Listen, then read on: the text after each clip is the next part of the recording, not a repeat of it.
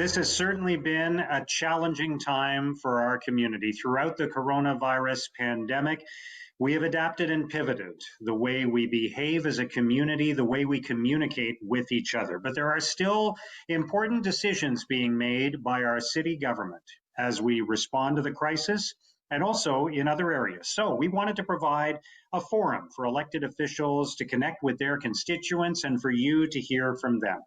Welcome to Ward Updates, a series of one-on-one interviews with Ottawa City Councillors. During these discussions, we will talk about the issues that arise from the pandemic, the issues that directly affect you, your families, and your neighbors. We will also share some stories of people who have really risen to the occasion, the heroes in our community during this time. And we'll talk about some other important city business as well. My guest today is the City Councillor for Ward 13, Rideau-Rockcliffe, Rawlson King. Welcome to you. It's a pleasure to join you. And we are all adapting, and part of what's happening in our world is we're having these kinds of conversations instead of in-person discussions. So tell me a little bit about the space you're sharing with us today. We're getting a glimpse into your world, and I see a lot of vinyl behind you. So tell us a little bit about that.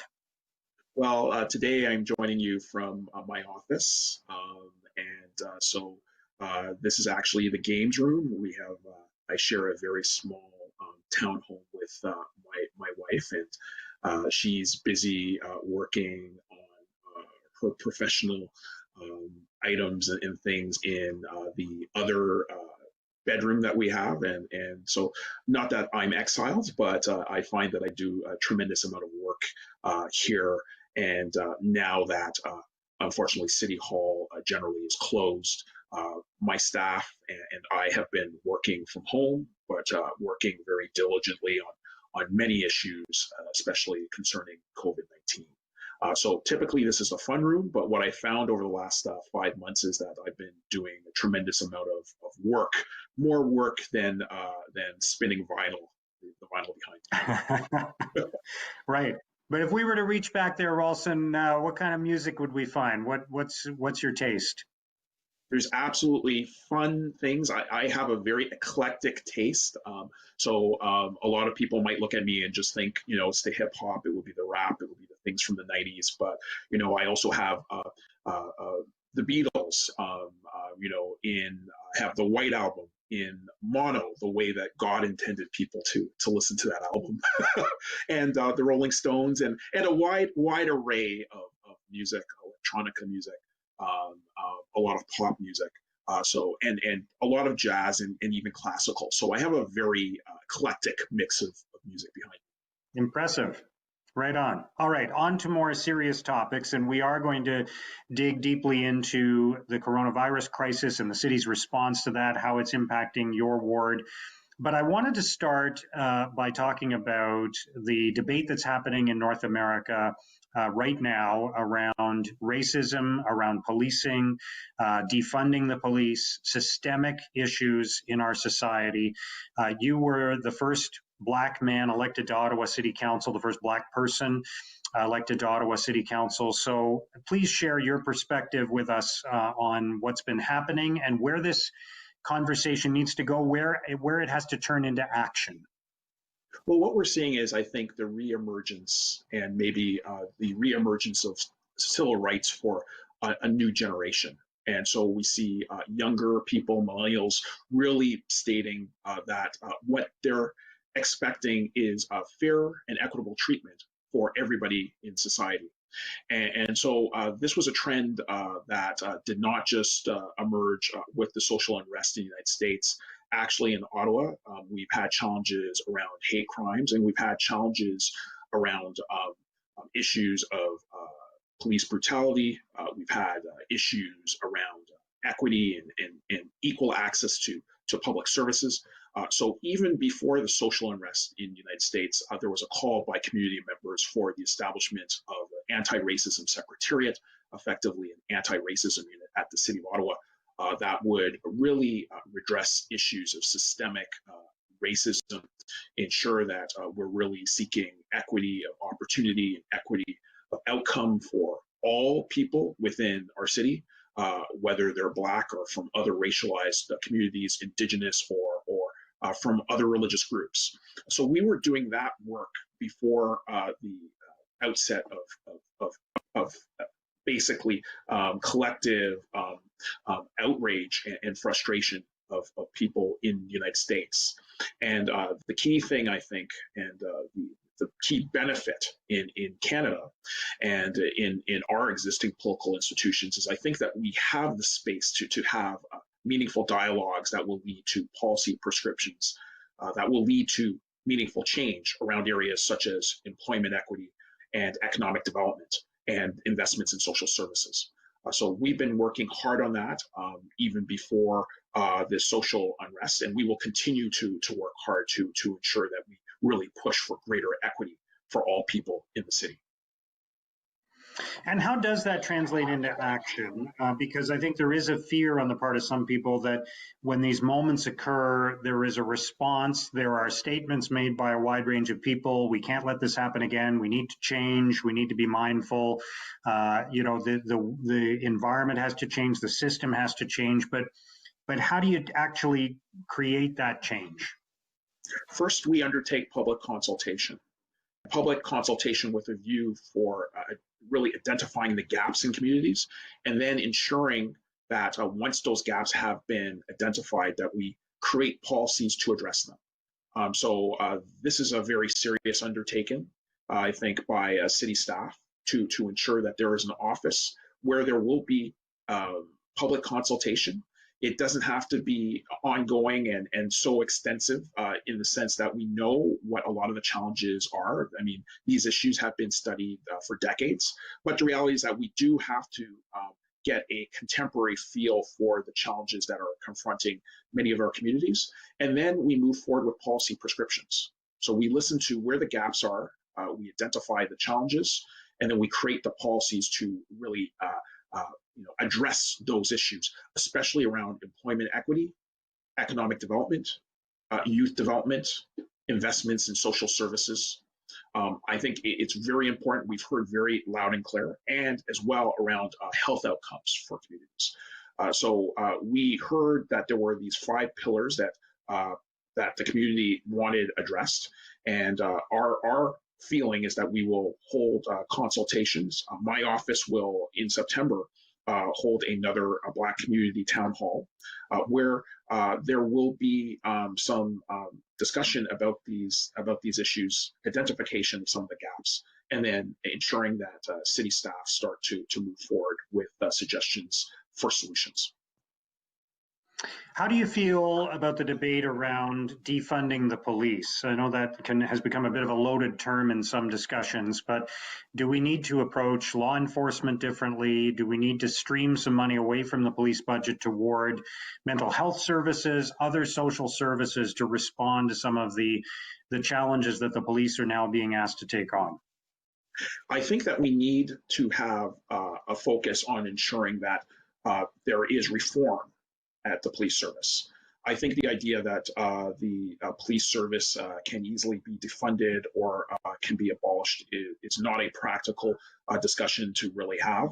I try to remind people that, I'm just a lowly city councillor. I haven't been elected to the House of Commons, so I cannot amend, abolish, repeal, or change the criminal code.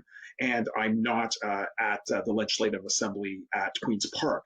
So I do not have a control over the Police Services Act, which governs our police service. But what we do have greater control over, almost carte blanche control over, is social service investments.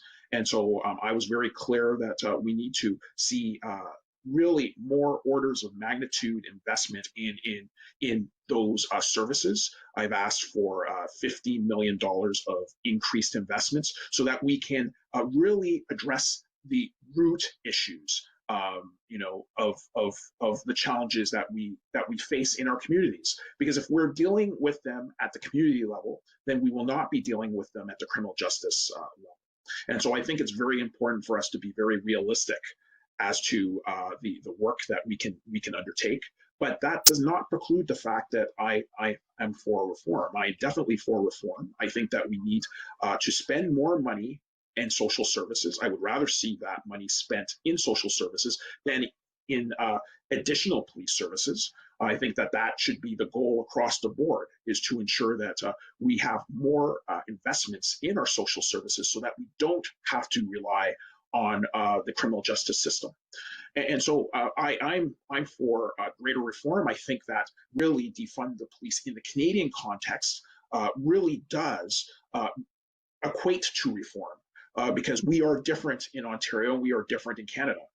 We do not have a direct control over the police service in terms of its operational spends. We have indirect control. And those controls are definitely backstopped by the province. If we don't fulfill certain responsibilities at council, then the province would take more direct control over those responsibilities. But I think what we need to do is really ensure that we are calling for greater prioritization over the police budget. So I'm for those reforms, but I'm for practical, realistic reforms within the structures that we operate in.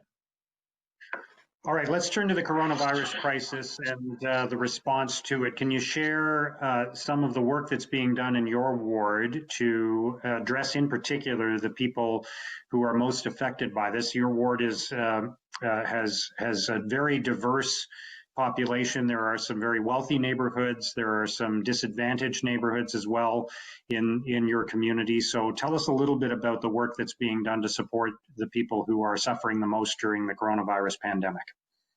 Absolutely. Well, I'm really impressed, and this is what I've told communities time and time again. I'm really impressed with the amount of collaboration that is being undertaken in our community.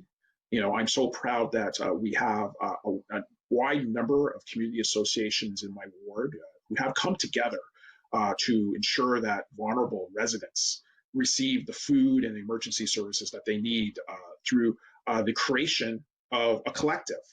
So the community associations actually formed a collective called OttawaCares.ca, and you can actually go to that website. And so they've combined their efforts to design and fill gaps in vulnerable neighborhoods, ultimately by ensuring that low-income residents have access to food, to household good deliveries, and even loneliness support for isolated seniors. These efforts, especially in Overbrook, which has its challenges, but a neighborhood that I'm proud to call home, ultimately have had its residents recognized for all the great work that they've been doing. So we've actually had two members of our community, Melanie Stafford and Danica Bryson, who have been acknowledged for their work by United Way as Community Builder Award recipients for that great work that they're doing, ensuring that lower income people and vulnerable people and seniors get access to all the services that they need. And that's at the grassroots level. And that's indicative of what goes on in our community. So I'm really pleased with that. I'm also pleased with the collaboration of the elected officials in the Ottawa-Vanier federal riding. We've actually been working together, so it's amazing. All of us, whether it's our MP Mona Fortier or MPP Lucille Collard, my colleagues Matthew Fleury for the Vanier area, and my colleague Tim Turney for Innis Serval for that area, Beacon Hill. We all come together, and we've been meeting on a weekly basis to really share the concerns of our residents. And I think that that's been very powerful, and to advocate for specific changes. So one of the things that we had been advocating for was for additional COVID-19 testing. And just recently it was announced that we would have more COVID-19 testing at the Ottawa Baseball Stadium location on Coventry Road. And we are continuing to push for more mobile testing throughout the East End and the near downtown core, especially for lower income people. We were successful in advocating with community groups for more mobile testing. So we actually had a pilot that was close to our ward on near Donald Street, that had 120 residents come and participate and get tested in our first mobile testing pilot. So we've been undertaking a lot of work with the community, and some of that culminated as well in advocacy work from my office to secure $40,000 for our community resource center that provides food bank services to our neighborhoods. So we've been working hard with city staff, with other elected officials, and with the community to ensure that there's been a robust response to the challenges around COVID-19.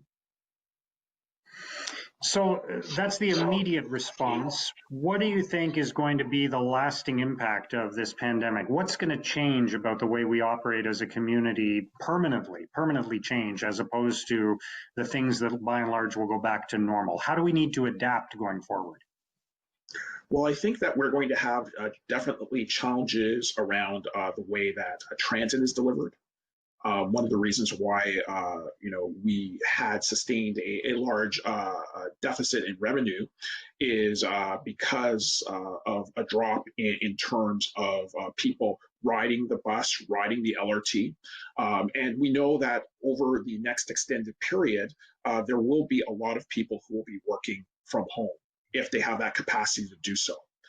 So that will definitely be a challenge, a potential revenue challenge for the city. And the other challenge that we are seeing will be around small business and ensuring that we provide the best supports that we can to really encourage and enable the sustainability of small business.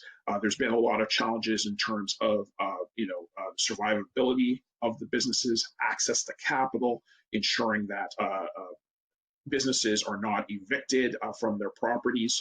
So there's been a lot of advocacy work. And I've been proud to work with a local small business supporter, Michael Wood, and to hold small business roundtables for the ward to really have discussions on how do we ensure that we provide the tools to help businesses be viable. And so I've been trying to work with the Vanier BIA, our local business improvement area association, to ensure that we are really promoting tools. The first set of tools are online tools to ensure that small businesses have additional sources of revenue and different approaches to ensure their viability. So I think we'll definitely have a lot of challenges, as I said, around transit and around the sustainability of small businesses in Ottawa. You mentioned transit. So how does this change the discussion about the future of public transit in our community? We're building a multi-billion-dollar light rail system. There have been issues, of course, in the first year of phase one, the Confederation line. What do you think about how our approach to transit is going to evolve as a result of more people working from home and some of those other changing dynamics? I think it allows us to think about what we are delivering in terms of mass transit. I think that we need to have a more detailed discussion on what transit will look like in the future. Ideally, and as history has determined from the past, pandemics are temporary. So at a certain point, we will get back to the volume that we had before. But the question really will be, how do we deliver these services in the most effective manner? And I think that this public health crisis has been awful, but if there is a benefit, it has given us some time to actually really start to reflect on the system, and as well has provided some time ultimately for some of the issues to be addressed. So we know that we've had pauses in services so that the problems could start to be addressed. I think it's important for us to really start to have that deeper conversation on what mass transit will look like in the future. In my estimation, we need to be looking for more affordability and obviously ensuring that we have quality in terms of the investments that we have made. But I think it is important for us to start thinking about different changes and different tweaks that we can make to mass transit in this time. The other consequence, of course, of what's happening with public transit is it's having a huge impact on the city's finances, with a lot fewer transit fares being paid by riders, by passengers. So what's your thought on how we approach the huge budget shortfall that the city is going to have? I know you're getting some money from federal and provincial government sources, but there will still be a gap. Will the city have to cut back on expenditures and services in some areas, or will you have to increase taxes beyond the 3% cap that the mayor promised in the last municipal election? Well, at this point, my expectation, and when I'm talking with my colleagues at senior levels of government, we've been very clear that we did have a $192 million shortfall, and that's no fault of our own. The reality is that senior levels of government should ideally, in a federation like ours, act as a backstop, especially when you consider that municipalities in Ontario do not have the capacity to raise debt in order to pay for operations. So we have a stage one payment. There will be an additional payment. That's our understanding. The first payment that has been allocated to Ottawa should address 65% of the initial gap. The tools that staff have presented us have been in terms of a deferral plan. And so we've been looking at capital deferrals in order to balance out some of the fiscal challenges that we have. But of course, our hope is that we would ultimately be made whole in the second payment, that the second payment would really address the 35% outstanding deficit that we have. And we make strong representations every time we're on those collaborative meetings with our colleagues to really emphasize the fact that the fiscal pressures that municipalities face are different than the challenges that a senior level would face, where they can not simply, but they can more easily issue debt. So our hope is really the next payment. However, city staff has come up with a plan that is primarily focused around capital deferrals so that we reach balance.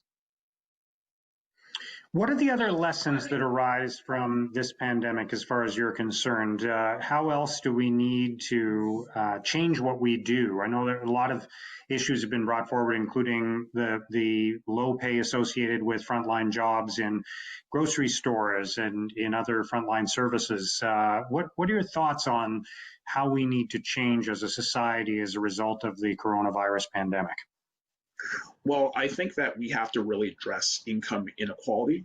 As a municipality, I would acknowledge that we do not have the full tools to do that. We definitely have to be dependent upon our senior levels of government, especially the federal government, to ensure that we are effectively addressing poverty.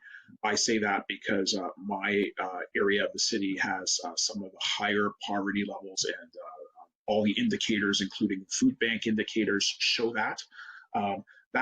Because of that, within the fall, I will be looking to introduce a proposal that would call for the creation of a poverty reduction strategy at the city. We really haven't had one in 10 years. And at the city, what we can really do is have better coordination with other levels of government and with communities and with inner city departments in order to really provide a better set of services in terms of addressing poverty reduction, especially around food security and issues around affordability and economic development. So it's going to be my goal, my mission within the fall to really provide a proposal to my colleagues, to the mayor, to council, in consultation with community, to really ask our Community and Protective Services Committee to ask staff to re-implement a poverty reduction strategy for the city, so that we can deal with the growing levels of income inequality. Because poverty will not just be really focused on the indigent poor, people who are in deep poverty. What we're going to see with COVID, unfortunately, and we've already begun to see this, is an increase in poverty across the board, or income inequality challenges across the board. And I think we have to be prepared for that. And that will mean better coordination with communities and across city departments. What is the message that you want to leave with the residents of Rideau-Rockcliffe about the next phase as things start to change? Kids are back at school, some people are returning to work, those kinds of things are happening. The temperature's getting cooler, so more people are going to want to congregate indoors instead of on patios. We have about a minute left, but what's your message to your constituents about how to manage their way through that going forward? Let's continue to be vigilant. I think it's very important for us to listen to our public health agency, to Ottawa Public Health. We've been doing that. And we've been listening as a council and taking their advice. And obviously, social distancing, wearing masks, maintaining proper hygiene is all very important. And we can't let up on that. But the key message I want to leave is that I'm very optimistic and I'm very proud of our community. The way that we've responded and the way that we've collaborated really shows the depth and the strength of Rideau-Rockcliffe. And it makes me proud to be the elected representative for all my residents when I've seen all the hard work that has taken place, all the volunteers who have come together. And ultimately, it's a reflection of what really happens in our ward every day, where neighbors look out for neighbors. So I would say, let's stay vigilant and let's keep on looking after our neighbors. And we will really emerge stronger after this public health emergency dissipates. All right, Rawlson King, thank you so much for joining us today. Good luck to you and your constituents in the months ahead. Thank you. Rawlson King, the City Councillor for Rideau-Rockcliffe Ward, Ward 13. That concludes our ward update. Thank you for watching.